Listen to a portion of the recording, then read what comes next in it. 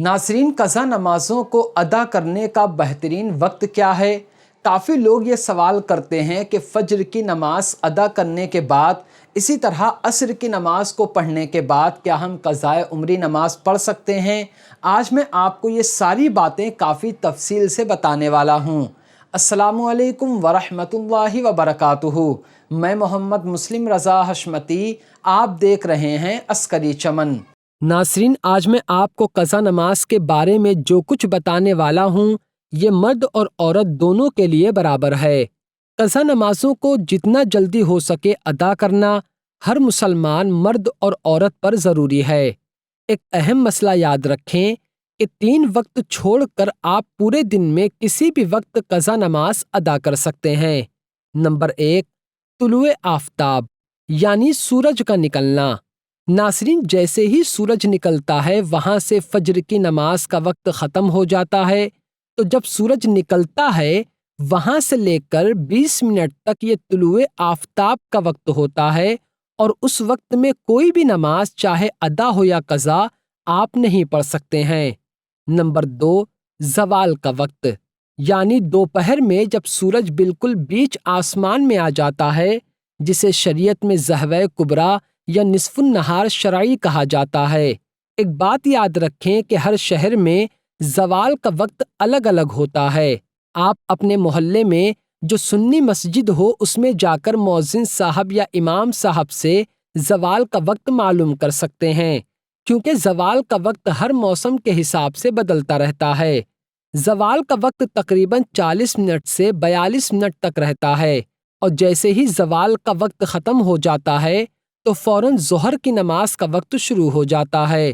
तो ज़वाल के वक्त में भी आप कोई नमाज चाहे अदा हो या क़ज़ा नहीं पढ़ सकते।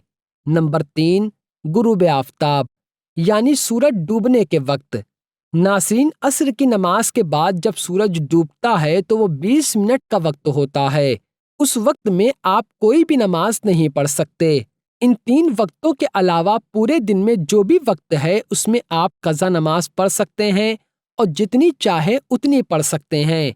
क़ज़ा नमाज को कैसे अदा करें, इस बारे में मैं पूरी तफसील के साथ एक वीडियो बना चुका हूँ। आप उस वीडियो को ज़रूर देखें, क्योंकि उस वीडियो को देखने के बाद क़ज़ा नमाज से मुताल्लिक आपको बहुत सारे सवालों के जवाब मिल जाएंगे। अब रहा इस सवाल का जवाब कि असर की नमाज के बाद हम क़ज़ा नमाज पढ़ सकते हैं या नहीं। इसी तरह फ़ज्र की नमाज के बाद हम क़ज़ा नमाज पढ़ सकते हैं या नहीं। तो इसका जवाब ये है कि असर की फ़र्ज़ नमाज पढ़ने के बाद आप नफिल नमाज नहीं पढ़ सकते, मगर क़ज़ा नमाज पढ़ सकते हैं। मिसाल के तौर पर आपको सिर्फ समझाने के लिए बोल रहा हूँ। मान लेते हैं कि अभी असर की नमाज का वक्त 5 बजे से लेकर 7 बजे तक रहता है। तो आपने 5:15 बजे असर की नमाज पढ़ ली, तो अब आप उसके बाद से लेकर जितनी चाहे क़ज़ा नमाज पढ़ सकते हैं, बस नफिल नमाज नहीं पढ़ सकते। नाज़रीन, किन किन वक्तों में नफिल नमाज पढ़ना मकरूह है, इस बारे में भी मैं एक वीडियो बना चुका हूँ, आप उसे भी ज़रूर देखें। इसी तरह फ़ज्र की नमाज पढ़ने के बाद तुलुए आफ़ताब यानी सूरज निकलने से पहले पहले तक आप जितनी चाहें क़ज़ा नमाज पढ़ सकते हैं, लेकिन फ़ज्र की नमाज पढ़ने के बाद आप नफिल नमाज नहीं पढ़ सकते। तो उम्मीद करता हूँ कि अब आप समझ गए होंगे कि पूरे दिन में 3 वक्त ऐसे होते हैं जिनमें हमें कोई भी नमाज नहीं पढ़ना है। उसके अलावा जो भी वक्त है आप उसमें क़ज़ा नमाज पढ़ सकते हैं।